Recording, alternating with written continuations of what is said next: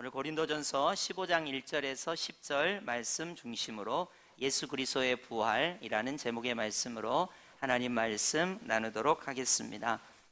사도 바울은 선교 여행, 전도 여행을 많이 다녔는데요.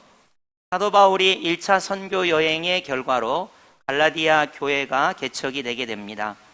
2차 선교 여행을 다닐 때 빌립보 교회를 개척하게 되고, 그리고 데살로니가 교회를 개척하게 되고, 오늘 본문 말씀인 고린도 교회를 개척하게 됩니다.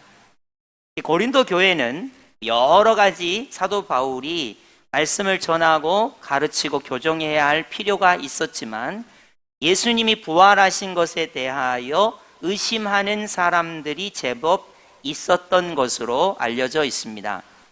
그 이유는 예수님께서 몸이 다시 사셨고 영원히 사시는 부활을 우리에게 은혜로 선물로 주셨지만은, 헬라 철학의 영향을 받은 고린도 지역의 사람들은 영혼은 고귀하지만 육체는 부족하고 악의 근원이 되기 때문에 예수님께서 몸으로 다시 부활하신 것을 믿기를 싫어했습니다.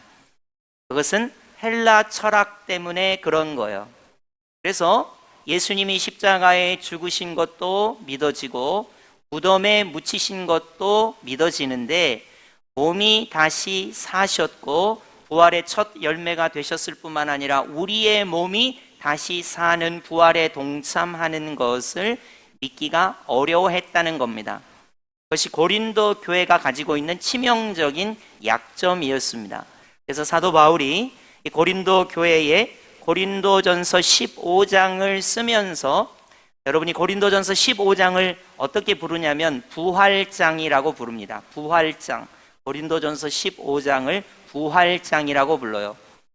과연 예수님께서 부활하셨고 그 부활에 동참하는 우리의 모습에 대하여 이 부활장을 통해서 자세히 잘 말씀해 주고 있습니다.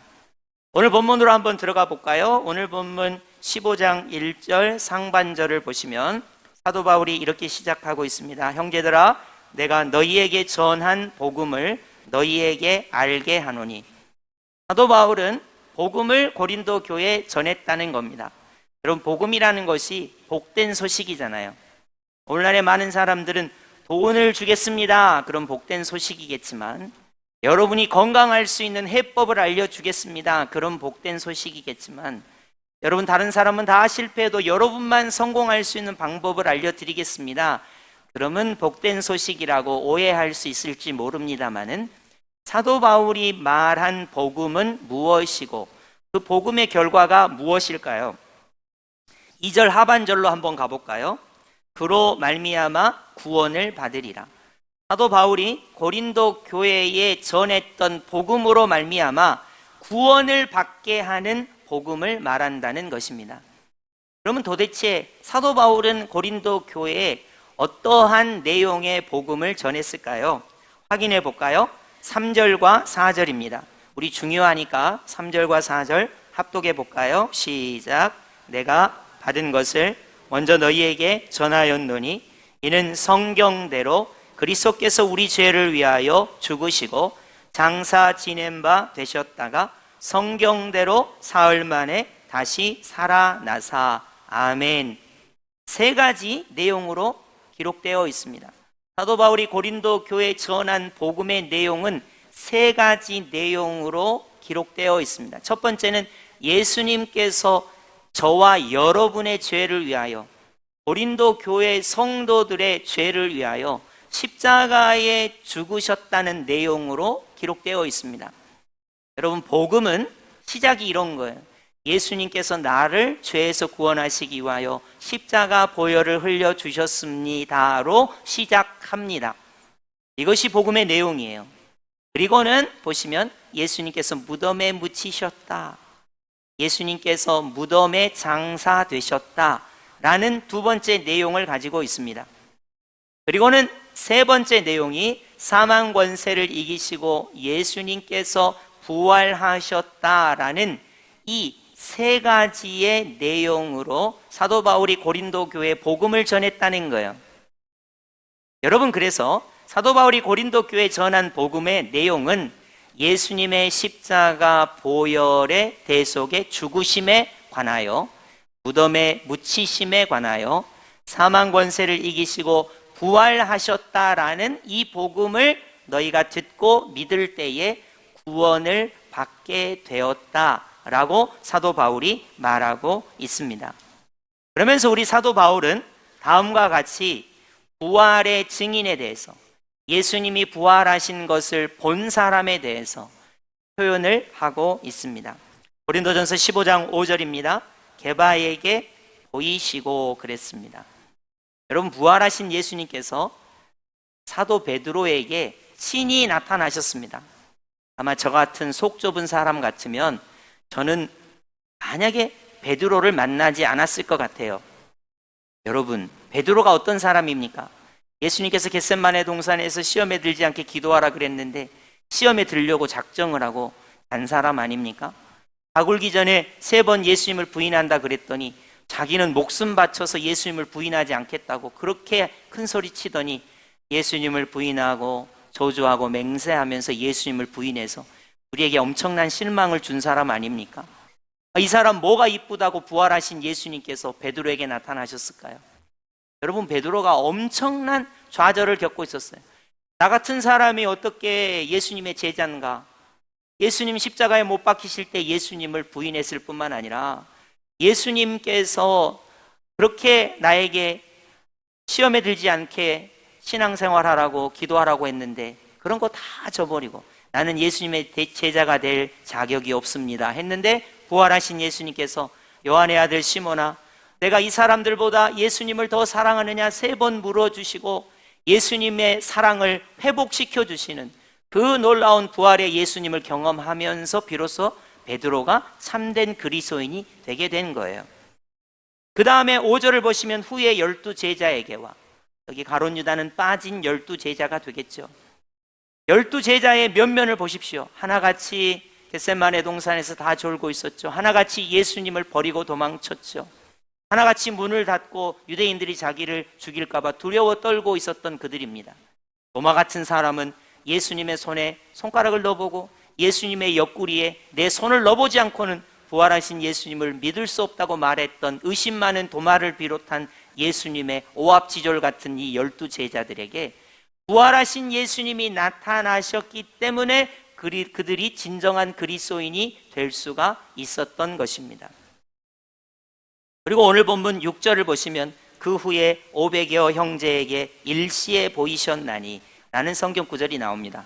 여러분이 이 구절을 보고 사복음서를 아무리 뒤져도 500명에게 부활하신 예수님이 일시에 나타나신 성경 구절은 찾을 수가 없습니다.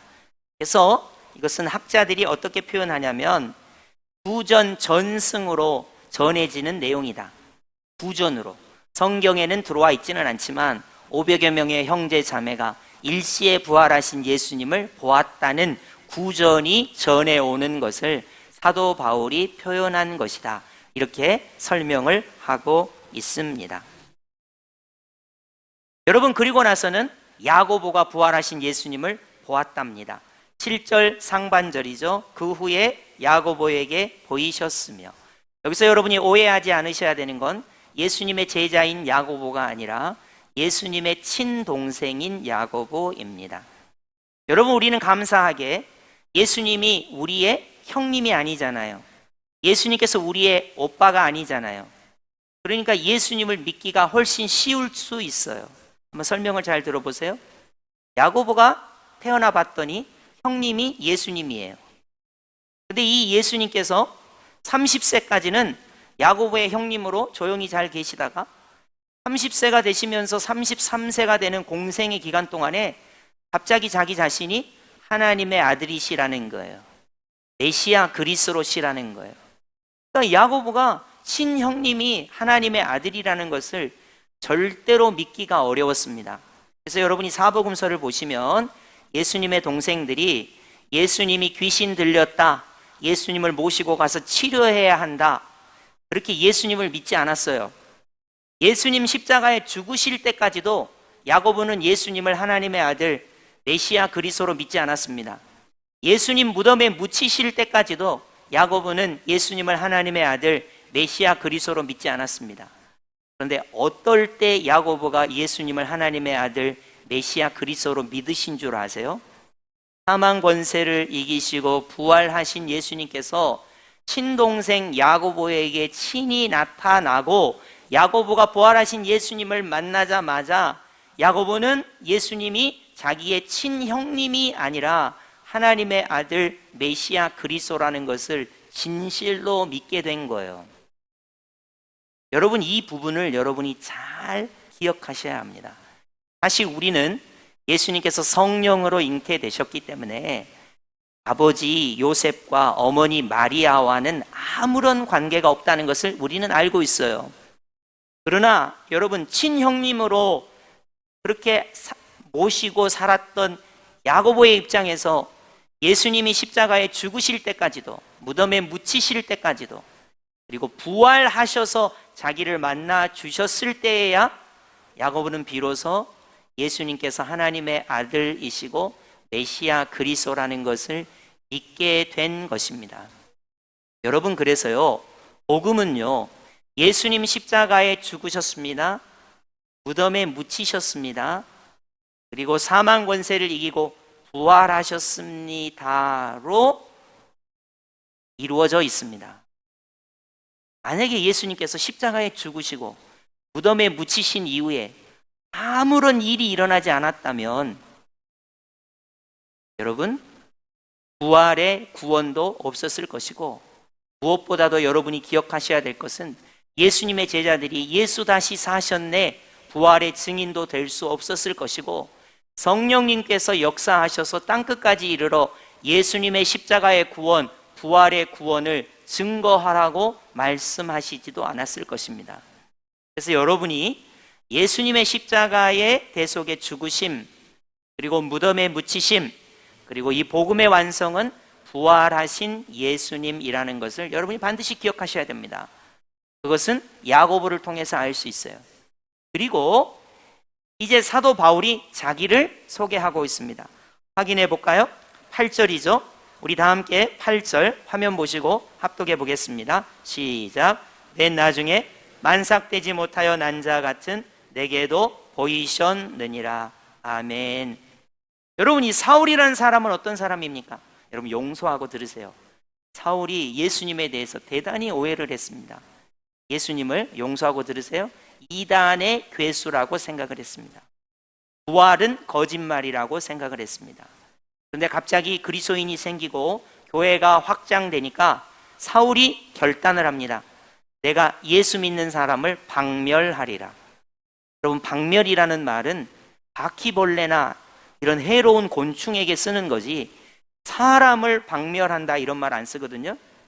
사울이라는 이 사람이 얼마나 분이 가득했으면 예수 그리스도의 부활이 거짓이고 예수님을 믿는 성도를 옥에 가두고 죽이고 교회를 무너뜨려야 된다고 작정을 합니다. 그래서 스데반 집사님이 돌에 맞아 죽을 때도 증인을 선 거 아닙니까? 많은 사람들을 옥에 가두고 예수님을 믿는 사람들을 죽이고 예수님을 믿는 교회들을 무너뜨리고 다닌 것이 아닙니까? 그러다가 다메섹 도상에서 부활하신 예수님을 친히 만나게 됩니다. 내용은 이렇죠. 사울아 사울아 어찌하여 내가 나를 박해하느냐. 주여 누구시니까. 나는 내가 박해하는 예수라.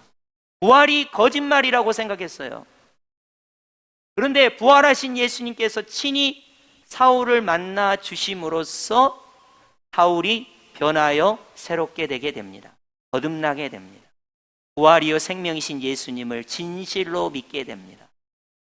그리고는 예수 그리스도에게 붙들려서 예수님에게 미쳐서 복음을 전하는 사도 바울이 되게 된 것입니다. 여러분, 그러니까 베드로가 부활하신 예수님을 만났습니다. 12 제자가 부활하신 예수님을 만났습니다. 500여 형제가 부활하신 예수님을 만났습니다. 예수님의 동생인 야고보가 부활하신 예수님을 만났습니다. 그리고 맨 나중에 만삭되어 나지 못한 자 같은 사울이 부활하신 예수님을 만나서 복음이 완성이 되게 됩니다. 십자가에 못 박혀 죽으신 예수님, 무덤에 묻히신 예수님, 사망 권세를 이기고 부활하신 예수님이라는 복음을 듣고 그 복음 안에서 구원을 받게 되는 것입니다. 여러분, 그러면 여기 맨 나중에라는 말을 한번 우리에게 한번 적용해 보겠습니다. 만약에요, 예수님의 부활을 경험한 사람이 맨 나중에 사도 바울 뿐이라면 사도 바울과 우리의 시차는 2000년의 차이가 있습니다. 만약에 사도 바울이 고린도 전서를 썼을 때 맨 나중에 부활하신 예수님을 만난 사람이 사도 바울이다, 이 말은 맞지만 지금은 2026년이에요. 여러분, 이 맨 나중에를 누구에게 적용해야 하는 줄 아십니까? 맨 나중에 예수님의 십자가 보혈을 믿고 무덤에 묻히신 것을 믿고 부활하신 예수님을 믿는 맨 나중에 나에게도 부활하신 예수님을 만나게 하시고 믿게 하셨습니다. 이 고백이 부활주일 오늘 말씀을 듣는 여러분의 고백이고 나의 고백이 되어야 한다는 거예요. 복음은 무엇입니까? 예수님 십자가 보혈을 흘리신 거예요. 복음은 무엇입니까? 무덤에 장사되신 것입니다. 복음의 완성은 무엇입니까? 예수님께서 사망 권세를 이기시고 부활의 첫 열매가 되셨고 그 예수님을 믿으면 나도 부활에 동참한다는 것이 복음의 완성입니다. 그래서 바울이 만삭되지 못한 자 같았지만 부활하신 예수님을 나도 만났다. 그리고 맨 나중에 2000여 년의 시간이 지난 지금 나 같은 죄인이 예수님이 나를 위하여 십자가 보혈을 흘려주시고 무덤에 장사되셨고 나를 부활에 초청하시기 위하여 부활에 연합하게 하기 위하여 예수님께서 부활하셨다. 이것을 맨 나중에 나에게 믿게 하셨다. 이것이 부활주일, 이 부활절에 우리가 고백하는 내용이 되겠습니다. 자, 그러면 여러분, 오늘 본문 9절과 10절을 통해서 우리가 어떠한 고백을 해야 할까요? 오늘 본문 9절을 한번 보겠습니다. 나는 사도 중에 가장 작은 자라. 나는 하나님의 교회를 박해하였으므로 사도라 칭함받기를 감당하지 못할 자니라. 여러분, 다른 분들을 거론하기에 앞서서 사울이라는 사람은 정말로 많은 공격을 받았어요. 아니, 사울이 양심이 있어야지. 스데반을 돌로 때려 죽일 때 자기가 증인이 돼갖고 스데반 집사님이 돌에 맞아 죽었는데 양심도 없어.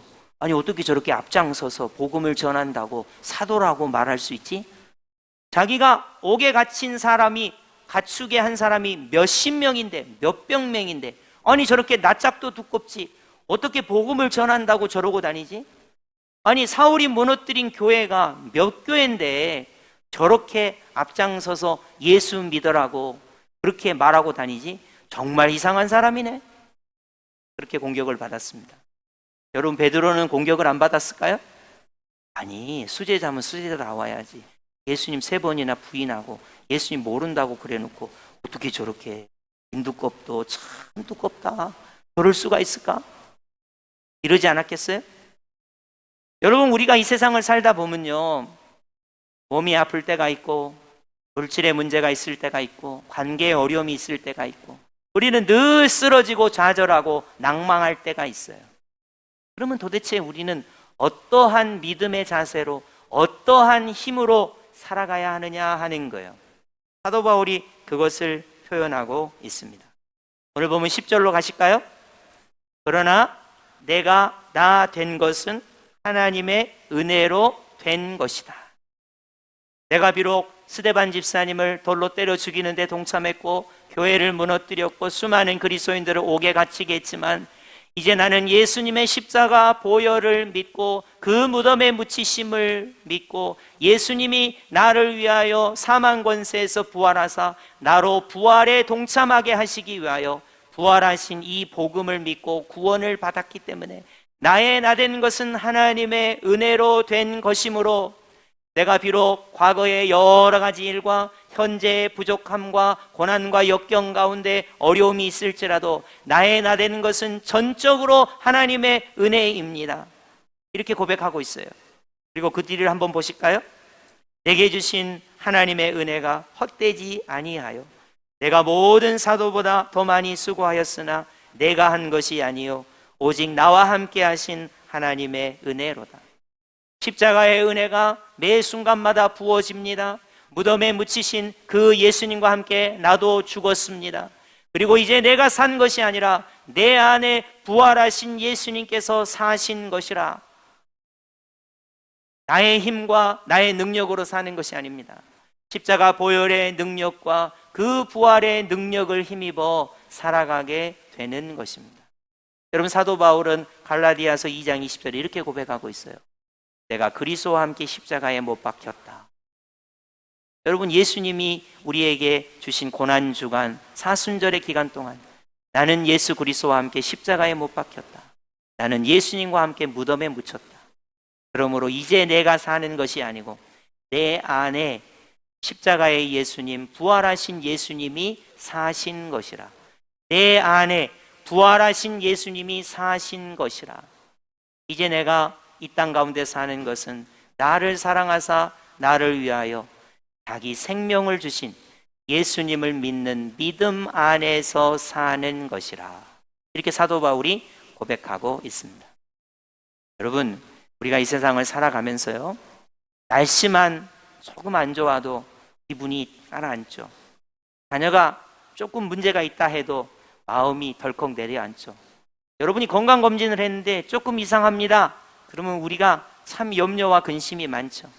그렇지 않아도 염려와 근심이 많은데 여기저기 전쟁이 일어나고 오일 쇼크가 있고 경제적으로 어렵고 세상이 돌아가는 것이 영 어지럽고 힘듭니다.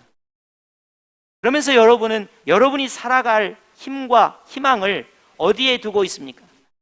우리 그리스도인들이 종종 그래요. 내가 돈이 많으면 참 뭔가를 해볼 텐데, 내가 정말 건강하면 뭔가를 해볼 텐데, 내가 환경이 여건이 잘 되면 뭔가를 해볼 텐데. 아닙니다. 복된 소식은 그게 아닙니다. 예수님이 십자가에 죽으신 것이 복음이고, 예수님이 무덤에 묻히신 것이 복음이고, 사망 권세를 이기고 부활하신 것이 복음이에요. 그 복음으로 말미암아 구원을 받았습니다. 그리고 사도 바울은 이야기해요.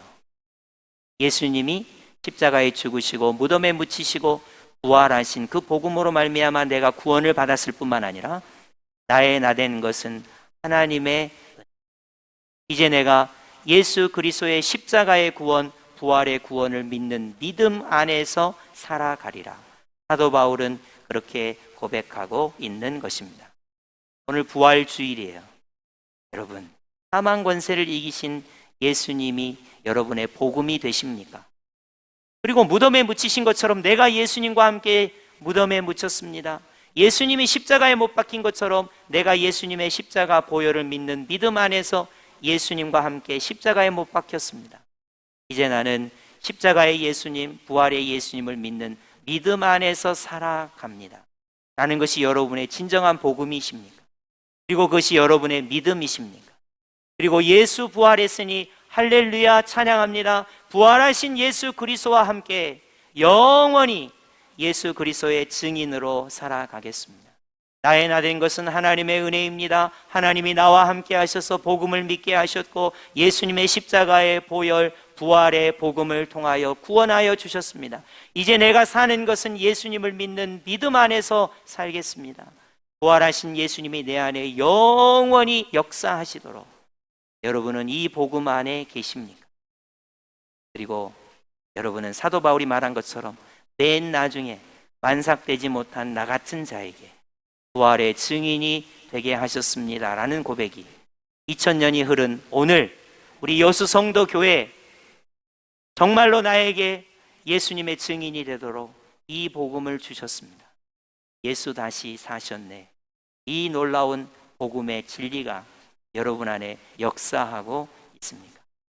오늘 이 말씀을 여러분이 꼭 기억하시고 이제 우리는 십자가의 예수님, 부활의 예수님의 진정한 증인이 되어야 합니다. 그리고 복음을 통해서 믿음을 가져야 합니다. 그리고 그 복음은 우리를 구원하시는 하나님의 능력이 될 것입니다. 여러분 오늘 말씀을 여러분이 꼭 기억하시고 예수님의 십자가 대속의 죽으심, 무덤에 묻히심, 나를 부활에 연합하게 하시려고, 부활을 구원으로 주시려고 예수님이 부활의 첫 열매가 되셨다고 하는 이 복음으로 말미암아 구원에 이르는 놀라운 은혜가 있기를, 예수님의 증인 되시는 은혜가 있기를 예수님의 이름으로 축복합니다. 아멘.